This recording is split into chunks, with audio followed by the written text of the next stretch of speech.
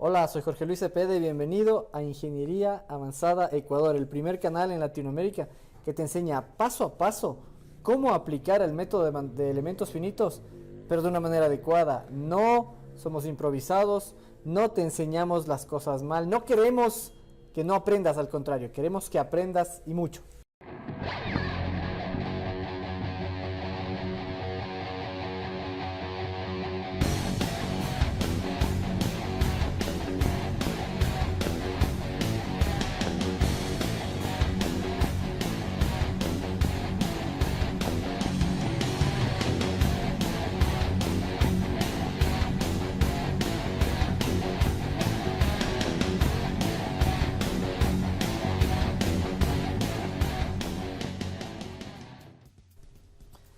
Mitos y verdades sobre elementos finitos, parte 2. Y en este video te voy a compartir el segundo mito acerca de elementos finitos. Y este mito habla de que ciertas personas simplemente creen que con tener un súper buen software, un ANSYS, un SolidWorks, y aplastar un botoncito, se malla y mágicamente ya los resultados son adecuados. Porque es ANSYS, porque es SolidWorks, y pues bien ha de estar la malla, bien ha de estar los resultados.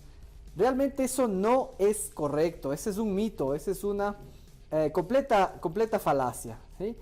Tú lo que necesitas hacer es un análisis previo de cuál es la geometría que estás diseñando, cuál es la geometría que estás analizando. Tienes que aplicar los principios básicos de elementos finitos, tienes que aplicar la teoría, tienes que aplicar conocimiento. Y a partir de ahí, mallar, y a partir de ahí, aplicar realmente el método de elementos finitos para que obtengas un resultado adecuado de verdad. Mira a continuación el video y fíjate en los ejemplos que te pongo y fíjate en la investigación que hice para poder traer a tus manos el conocimiento, para que te quites de la mente ese mito, que solamente con un botoncito y solamente un slider que te dice más, menos, curves, fine, puedes mallar. No, al contrario. Tienes que hacer un proceso y en ese proceso está involucrado el conocimiento de elementos finitos, está involucrado el conocimiento de qué son los tipos de elementos, qué tipos de elementos existen, cómo aplicarlos y realmente cómo llevarlos a la práctica en tu simulación. Mira el video hasta el final, siempre tenemos unas conclusiones muy interesantes y pues siempre déjame acá tus comentarios. Me lleva al mito número 2. Es sabido que las mallas se realizan presionando un botón, ¿sí? Si ustedes han utilizado SolidWorks, por ejemplo, ustedes ven que en SolidWorks simplemente tienen un slider, un selector que dice coarse o dice fine. Coarse, gruesa, malla muy gruesa. O dice fine, malla muy fina. ¿Okay? Entonces, estas mallas que se realizan presionando un botón o solamente con un slider, pues las mallas se realizan como tal y no importa cuál es la geometría de lo que yo quiero ensayar, ¿sí? Esto es una mentira, esto es un mito, ¿sí? La malla tiene que estar acorde a la geometría que yo quiero mallar, ¿sí? La malla tiene que estar acorde a la geometría, ¿ok? Tiene que estar acorde la malla a la geometría. ¿Qué quiero decir con esto? Y fíjense ustedes, este también es un ejemplo de un webinar. ¿Sí? Este también es un ejemplo de un webinar. Y aquí, fíjense cómo está la malla. Primeramente, el primer comentario que les voy a hacer, y es inevitable, la malla no se ve bonita. ¿Sí? La malla no se ve bonita. Esto también es un webinar por ahí de expertos que vi en internet utilizando ANSYS, pero la malla no se ve bonita. Y fíjense ustedes que la malla se está realizando con elementos en 3 dimensiones. Ya vamos a ver cuáles son los tipos de elementos, ¿sí? Pero esta malla, desde ya les digo, primero no se ve bonita, se ve con muchos triángulos y se está realizando con elementos en 3 dimensiones, ¿ok? Elementos tipo cubito, por ejemplo, aquí ustedes pueden ver. Sí, si ustedes se fijan en esta zona, si ustedes hacen un detalle de esta zona, van a ver que el elemento está así, ¿no es cierto? Es un rectángulo y tiene un espesor, ¿sí? Esto es a lo que se llama un elemento 3D, porque es un cubito, ¿sí? ¿Ok? Entonces, el primer comentario es que esta malla se realizó aplastando un botón y no se tomó en cuenta qué geometría tiene que tener o qué tipo de elemento tiene que tener, y luego la malla no se ve bonita, no tiene simetría, no tiene calidad, ¿ok? No tiene calidad, ¿sí? Entonces, aquí, ¿cuál debe ser el criterio? El criterio es que se debe analizar el objeto a ensayar antes de realizar las mallas. Debo yo verificar qué geometría tengo para yo poder realizar una malla. Eso es básico.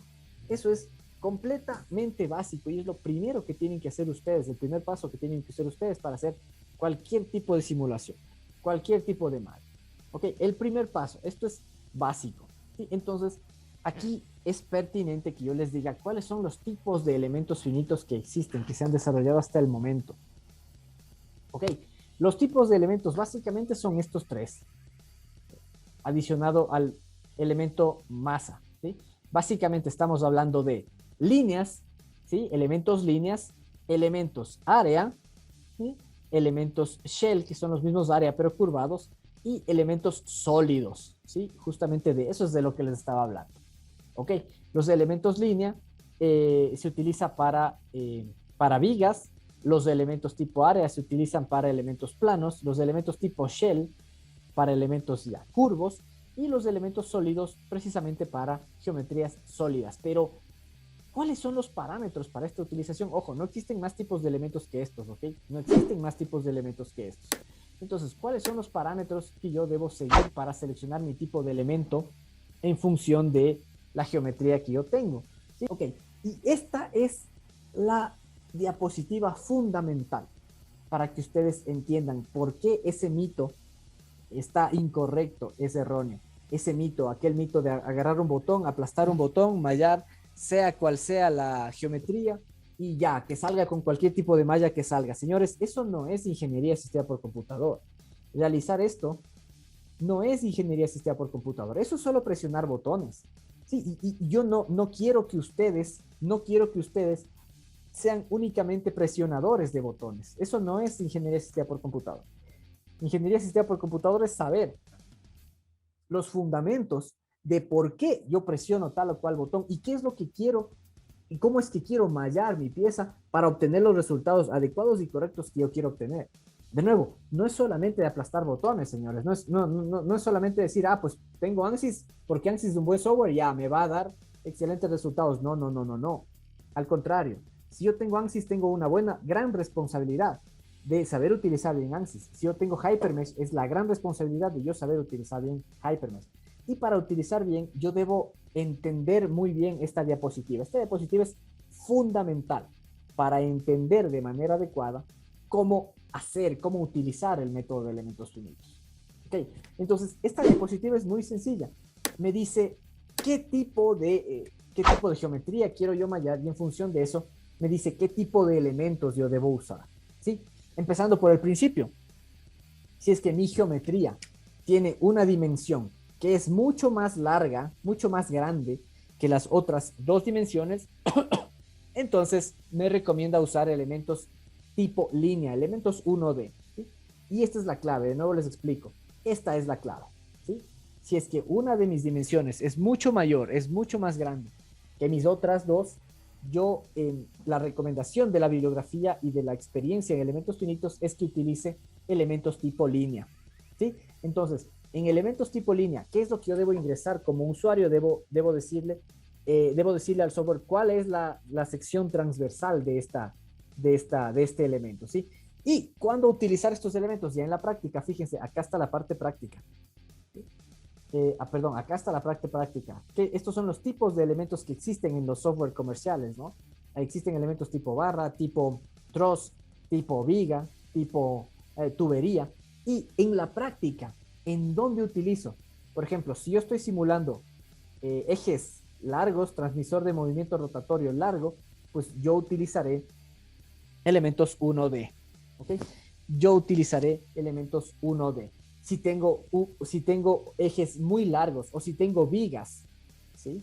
Si es que yo estoy trabajando con vigas o si yo tengo vigas bastante largas, pues yo utilizaré, y es correcto, utilizar elementos 1D. Y estos elementos 1D también se utilizan, como ustedes ven aquí, para simular, para modelar, por ejemplo, remaches, pines, para modelar elementos de conexión como pernos, como tornillos y etcétera.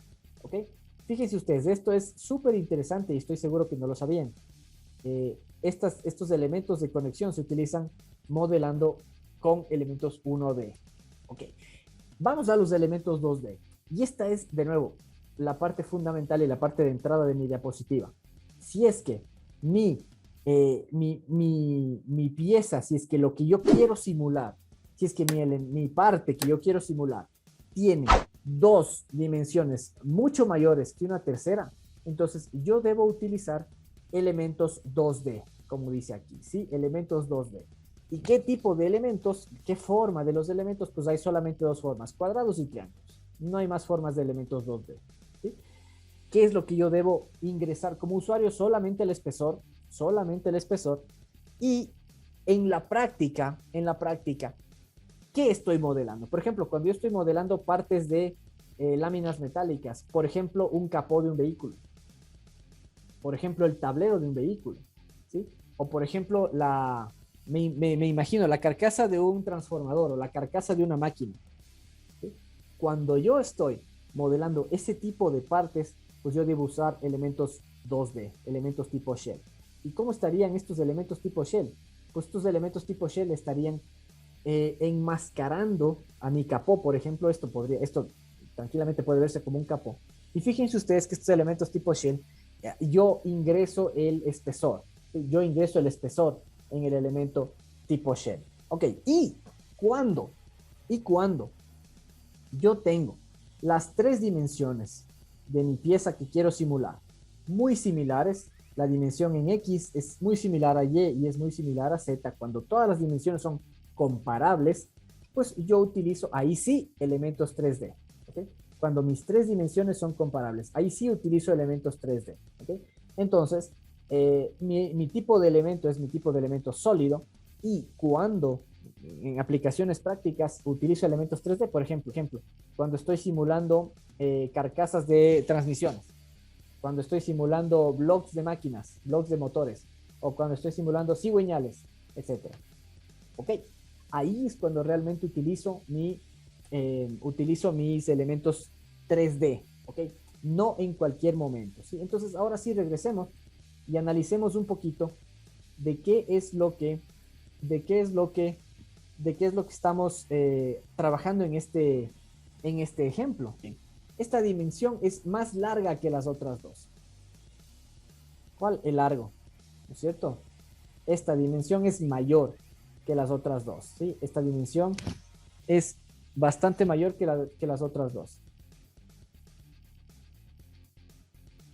Sí, entonces, ¿qué les estoy tratando de decir con este ejemplo? ¿Sí? Que aquí lo que menos debíamos utilizar son elementos en tres dimensiones. Aquí, como les dije, si es que hacemos un detalle de esto, vamos a ver que tenemos, aquí por ejemplo, hay un triangulito así, ¿no es cierto? Y que tiene su espesor, ¿no es cierto? Hay un triangulito que tiene su espesor. Son elementos en 3D. Okay. Y esto, lo que menos debíamos ocupar eran elementos 3D. El criterio de elementos finitos decía, ok, utilicen shells porque tienen dos dimensiones, si ustedes quieren, tienen el largo y tienen el alto, dos dimensiones mayores que el espesor, entonces, ok, utilicen shell, un shell aquí, un shell aquí, un shell que sea así, ok, voy a dibujar aparte, por favor, un shell así y otro shell en el alma, ¿sí? Tres shells y otro shell en el patín inferior. ¿Ok? O utilicen un elemento 1D, solamente representenlo con una línea en donde esté involucrada, inscrita adentro de sus propiedades en el software, que esté involucrada la sección transversal, ahí está el espesor, ahí está el largo, el ancho. ¿Ok? Pero no utilicen elementos 3D, están desperdiciando recursos. Están desperdiciando recursos. Y estas recomendaciones se dan precisamente para eso, para no desperdiciar recursos. Como anécdota, les cuento que en este webinar, específicamente en este webinar del cual está tomada esta imagen, decían, ok, si es que su computadora no es suficientemente poderosa para resolver estos análisis, compren 1 TB de memoria en la nube. Claro, o sea, imagínense que para resolver una simple viga yo le pongo elementos sólidos. Y pues claro, a cualquier computadora le va a pesar porque son elementos sobredimensionados, digamos, o no recomendados para analizar una simple viga. Ok, entonces claro, ahí sí me van a recomendar gastar $100 en la nube, en 1 TB de memoria, qué sé yo.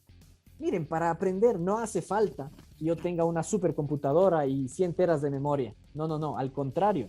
Para aprender lo que hace falta es saber utilizar bien el método de elementos finitos y para eso precisamente está esta diapositiva, este slide. ¿Sí?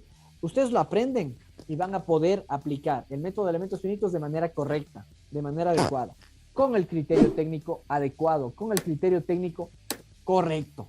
¿Ok? Entonces, ese es el mito en el cual ustedes solamente aplastan un botón y ya mallaron. Ya, ves que yo tengo ANSYS y ya mallé, ya pude mallar, está bien mallado porque es ANSYS. No, señores. Al menos, al menos esta viga no está bien mallada. Inclusive, como les dije, el primer comentario es que la malla no se ve bonita. Está llena de triángulos. ¿Sí? Cuando, ya vamos a ver en el siguiente mito, cuál debería ser la geometría para mallar una viga. Ok, y aquí fíjense ustedes, esta es una imagen sacada de la bibliografía. Esta es una imagen sacada de la bibliografía. Ok, esta es una viga parecida a la que estamos viendo acá, a la original del ejemplo que les muestro. Y fíjense ustedes, aquí se compara. Aquí está el resultado teórico. Aquí está el resultado. Fíjense ustedes, el resultado cuando yo aplico elementos 3D. Y estos elementos 3D, fíjense la particularidad que tienen, son todos cuadrados. Y aquí les dejo una regla, señores. Les dejo una regla de elementos finitos. Para hacer análisis estructurales, tratar, por favor, de que sus elementos sean cuadrados. La mayor cantidad de sus elementos sean cuadrados. Si es que dejan elementos triangulares, como el ejemplo que les mostré, no les va a dar resultados correctos. Resultados más rápidos y mejores les da con cuadrados. ¿Sí? ¿Por qué? Porque los triángulos lo que hacen es inducirme más rigidez. ¿Sí? Inducirme más rigidez. Yo voy a tener resultados diferentes con triángulos. Y el momento en que yo quiera comparar, con un resultado real exacto, voy a tener que hacer triángulos chiquititos. Y eso me va a consumir más recursos, más tiempo, más recursos computacionales y me voy a demorar más. Entonces comparemos, fíjense ustedes, aquí yo tengo 112.119 pascales, el resultado teórico. Es decir, 1 por 10 a la 1, 2, 3, 4, 5, 6. 1 por 10 a la 6. O 1 por 10 a la 5, perdón. 1, 2, 3, 4, 5. 1 por 10 a la 5. ¿Sí? Y fíjense ustedes, este modelo bien hechito, con cuadrados, aun cuando está con cuadrados, fíjense qué falla tiene. 1 por 10 a la 6, o sea, tiene 100 veces más del esfuerzo. ¿Sí? Cuando utilizo elementos 3D, tiene 100 veces más del esfuerzo. Y acá, si se ocupa un elemento 1D, representado exactamente con un elemento 1D, me da el esfuerzo exacto. Entonces, ¿cuál es la lección aquí? Y con este ejemplo tomado de la bibliografía, quiero romper este mito. Es que ustedes deben estar seguros y claros de cuál es la geometría que quieren modelar, que quieren mallar. Y en función de eso, aplicar el método de elementos finitos, es decir, dividir. ¿Con qué tipo de elementos tienen que dividir? Pues tienen que saber y estar clarísimos con qué tipo de simulación están trabajando. ¿Okay? Si es que eso no saben, si es que eso no aplican, pues estamos al horno porque vamos a obtener resultados de este tipo. Por más ANSYS que sea, si les saco un resultado de este tipo, por más SolidWorks que sea, pues está mal. ¿Okay? Y no le pueden culpar al software, porque el software viene con su propia programación ya correctamente revisada. Es culpa de ustedes porque no están aplicando de manera correcta, de manera adecuada, el método de elementos finitos.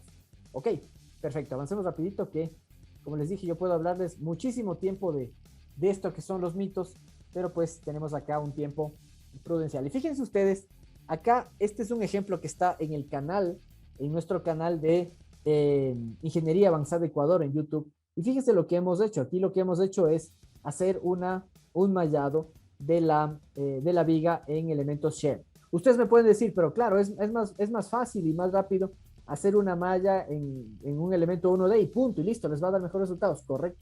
Pero ¿cómo mallan con un elemento en 1D si es que tenemos estos dos orificios? ¿Sí? Ya si es que tenemos variaciones en la geometría de nuestra estructura, pues tenemos que ver la mejor manera en la que nosotros podamos realizar el mallado para obtener los mejores resultados. Ese es el criterio del ingeniero que ustedes tienen que adquirir para utilizar estas herramientas de la mejor manera. Interesantes conclusiones sacadas de este video. La primera de todas es que tú debes analizar primeramente cómo es la geometría de lo que tienes que mallar, ¿sí? No todos los análisis están recomendados hacerse con elementos 1D. No todos los análisis se recomienda hacer con elementos 3D. Tienes que estudiar y tienes que analizar y tienes que comprender correctamente cómo está funcionando el análisis que quieres hacer, cómo funciona físicamente, cuál es la física de lo que quieres simular. Y una vez que hayas entendido esto, pues puedes realmente realizar los análisis que necesitas en elementos finitos, ¿no? Si es que tienes elementos muy largos, vigas en 1D, te va a dar excelentes resultados, pero por ahí la gente cree que los análisis estructurales tienen que hacerse solamente con vigas, y esto es para responder a un comentario de un querido seguidor nuestro, que solamente los análisis estructurales de tipo estructuras grandes, tipo puentes, se hacen con análisis MEF de nudos, le pone ahí. No solamente se puede hacer con ese tipo de elementos, mi querido amigo. Se pueden realizar con elementos shell. Y no es que los elementos shell son solamente para elementos mecánicos. No veo cuál es la diferencia. En los softwares como Hypermesh, por ejemplo, se pueden ubicar cargas dinámicas que simulen a cargas de sismo. Se pueden ubicar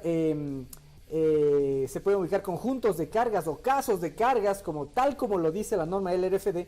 Entonces no hay ninguna diferencia. Uno puede simular tanto con elementos tipo 1D como con elementos tipo 2D. Eso depende de la estrategia, de lo que busque, de lo que necesite con su análisis, ¿sí? Si es que yo quiero analizar las uniones y verificar cómo están las distribuciones de esfuerzo en las uniones, pues evidentemente haré un poquito más de esfuerzo, pero realizo un análisis con elementos en 2D. Si es que yo necesito un análisis muy rápido en el cual tenga pues rápidamente hecha mi malla en elementos 1D, pues hago en elementos 1D. Esto me sirve, como siempre he dicho en mis videos, me sirve para simular edificios, pero no tengo la información en las uniones, la distribución de esfuerzos. Y pues únicamente si es que tengo mis tres tamaños, mis tres unidades comparables, si mi largo es comparado con el ancho y con el espesor de lo que estoy simulando, pues ahí utilizo elementos 3D, ¿sí? Y pues debo cuidar la geometría del elemento. En el video vimos que solamente existen pocas geometrías del elemento, ¿no? Elementos línea, elementos cuadrados, triangulares, elementos hexaédricos, elementos pentaédricos y elementos tetraédricos. No existen más tipos de elementos, entonces yo debo cuidar qué tipo de elemento debo usar en tal o cual análisis. Eso queda como material para un próximo video, y pues te pido que acá me sigas para que tengas a mano las notificaciones cuando saquemos nuevos videos, y estate atento porque este video precisamente que te menciono, en el que te digo qué tipo de elemento tienes que usar, si es cuadrado o triángulo, dependiendo de qué tipo de análisis vas a hacer, pues es parte de la serie de mitos y verdades sobre elementos finitos. Así que sígueme acá abajo, hazle clic en la campanita para que tengas las notificaciones de cuando saquemos videos nuevos, para que seas el primero en mirarlas, en observarlas. Y pues coméntame, hemos tenido muy interesantes debates en estas semanas, muy interesantes cuestiones por responder, que de hecho tengo que responder aún, pero con este video ya he respondido, ¿sí? Y pues realmente no hay una diferenciación del método de elementos finitos con nudos. Realmente son tipos de elementos finitos que a final de cuentas aplican una formulación, una metodología, y que a final de cuentas depende de nuestra estrategia de simulación. ¿Qué es lo que queremos simular? ¿Hasta qué punto queremos calidad de nuestros resultados? Es lo que tenemos que aplicar al método de elementos finitos, ¿sí? Síguenos en nuestras redes sociales, Ingeniería Avanzada Ecuador. Estamos ahí prestos para contestarte, y próximamente, ya muy cerca, está el lanzamiento de nuevos cursos, nuevos temas, para que sigas aprendiendo acerca de este maravilloso y apasionante mundo de la ingeniería asistida por computadora, acá en Ingeniería Avanzada Ecuador. Siempre tus amigos. Coméntanos, no dejes de seguirnos, y pues estamos en contacto.